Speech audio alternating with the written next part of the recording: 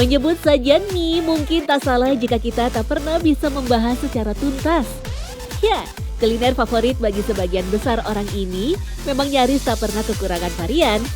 Nyaris di setiap daerah punya jenis dan keunikan tersendiri ketika menghidangkan mie. Dari mie kocok Bandung, mie Aceh, mie Cakalang, hingga mie godok. Semua memiliki karakteristik dan sensasi yang berbeda ketika disantap. Tapi di antara jenis mie tersebut, rasa-rasanya tak ada yang lebih orisinil daripada mie ayam atau sering disebut bakmi. Wajar saja, mie dengan siraman kuah kaldu menjadi salah satu bentuk sajian mie yang muncul sejak 4.000 tahun yang lalu. Nah, jika kita bicara bakmi, tentu tidak sah jika tidak menyebut salah satu kedai legenda yang ada di Jakarta Pusat ini, Bakmi Gang Kelinci.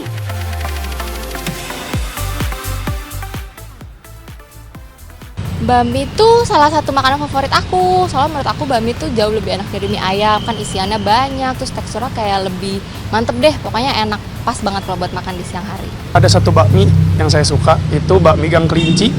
Dari dulu rasanya nggak berubah, otentik, pokoknya legendaris deh, top bakmi. Terletak di kawasan Pasar Baru, kedai yang telah memiliki banyak cabang ini sudah berdiri sejak tahun 50-an.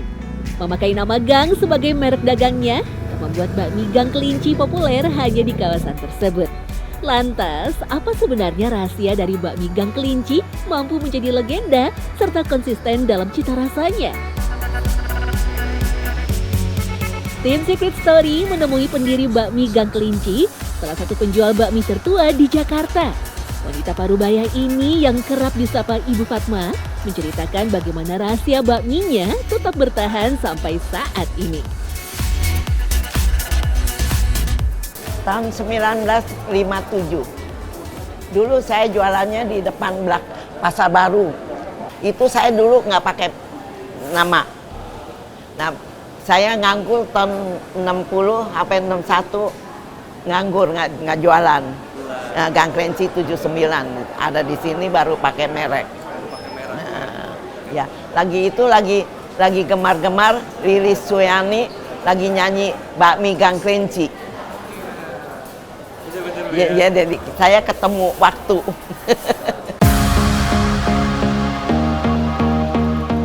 Menurut Bu Fatmawati atau akrab disapa Bu Fatma, salah satu kunci keberhasilan mempertahankan cita rasa sajiannya adalah dengan mengandalkan resep dan produksi mie secara mandiri. Ya, alih-alih membeli mie yang diproduksi di pasaran, sampai saat ini Bu Fatma masih membuat mie sendiri dengan resep yang sama.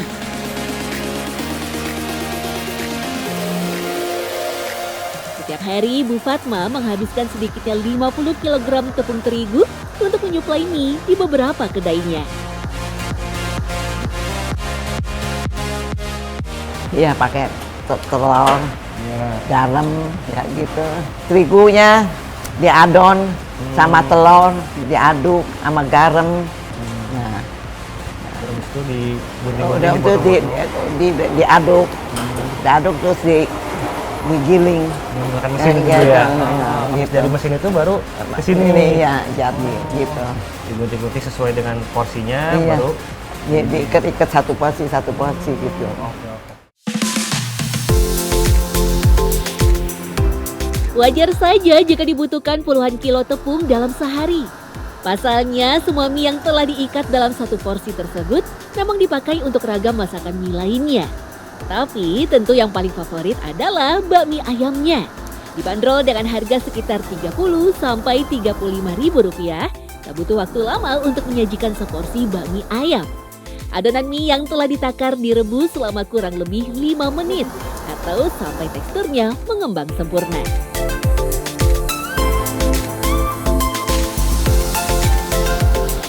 Minyak sayur ditambahkan ke dalam mangkok sebagai pengurai mie sekaligus penyedap rasa alaminya.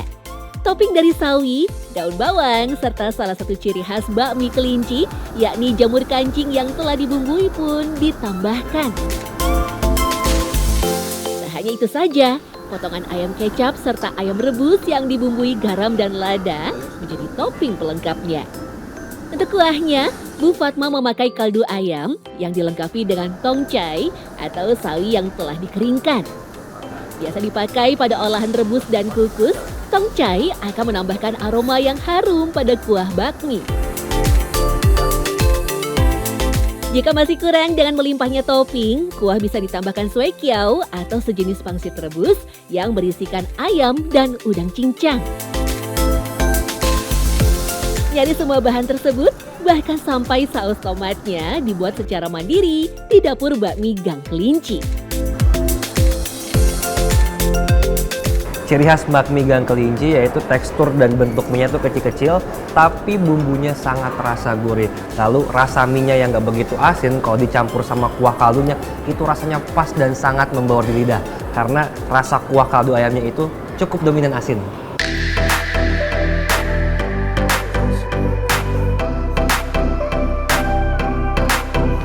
Merujuk dalam sejarahnya, kata bakmi sendiri berasal dari bak dan min. Dalam dialek Hokkien, bak berarti daging dan min adalah olahan berbahan tepung yang panjang. Jadi karena mian itu kan macam-macam. Kalau lamian itu berarti mie tarik, lao tarik, jadi lao mian. Jadi mie yang ditarik. Nah kalau bakmi itu spesifik mie yang disajikan sama taburan daging, pakai kuah. Bakmi kemudian dibawa oleh para imigran dari Cina Selatan yang kemudian terus mengajarkan budaya itu kepada Indonesia ya. Waktu itu mungkin belum ada tepung gandum di Indonesia, ya mereka kadang-kadang juga menggunakan tepung-tepung lokal. Tak hanya bakmi kelinci saja, salah satu sajian mie yang kondang di Nusantara tentulah bakmi Bangka. Meski sekilas terlihat mirip, ada banyak perbedaan dalam semangkuk bakmi Bangka dengan mie ayam pada umumnya. Salah satunya tentu pemakaian toge sebagai sayurannya. Dengan tekstur yang lembut cenderung kenyal, topping ayam dari mie Bangka cenderung lebih terang daripada topping bakmi ayam yang lain. Kalau misalkan mie biasa, dia ada yang lebih sedikit, kalau mie Bangka dia lebih banyak. Kalau mie Bangka dia ciri khasnya juga ayamnya itu ayam giling ya, pakai ayam giling. Jadinya teksturnya kayak ayam cincang gitu, dan dia manis kecap. Sama sih kalau misalkan mie biasa, dia juga manis kecap, bedanya dia biasa potongan kotak-kotak, ada tulangnya juga. Kalau mie Bangka, dia full daging biasanya. Uniknya jika kita datang ke Bangka, kuah yang digunakan adalah kaldu ikan. Hal itu selaras dengan melimpahnya sumber daya laut di daerah tersebut. Ketika warga Bangka mulai tersebar ke beberapa daerah, penggunaan kaldu ayam pun mulai dipakai dalam bakmi Bangka. Dia jadi dari tulang-tulangan ayam. Biasanya aku kalau dari ayam, kan dagingnya aku pakai buat topping ayam, dan tulang-tulangnya itu buat kuah-kuahnya kaldu.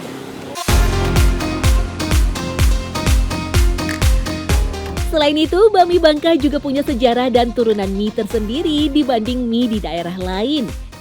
Dibawa oleh etnis Hakka atau penduduk Tiongkok Utara, kehadiran bakmi diyakini muncul bersamaan dengan penambangan timah besar-besaran pada abad ke-18.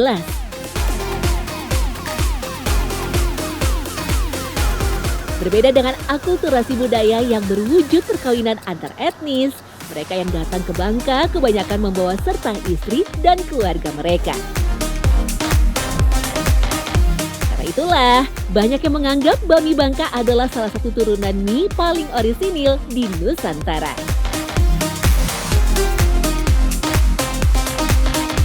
Kalau di masyarakat Cina itu mereka menganggap bahwa ini tuh sebagai bentuk ucapan atau harapan untuk panjang umur. Tapi ternyata dalam proses akulturasi budaya, kepercayaan itu atau filosofi itu nggak ikut diturunkan. Jadi buat orang Indonesia ini adalah jajanan menyenangkan dan biasanya itu akulturasinya terjadi di daerah pesisir.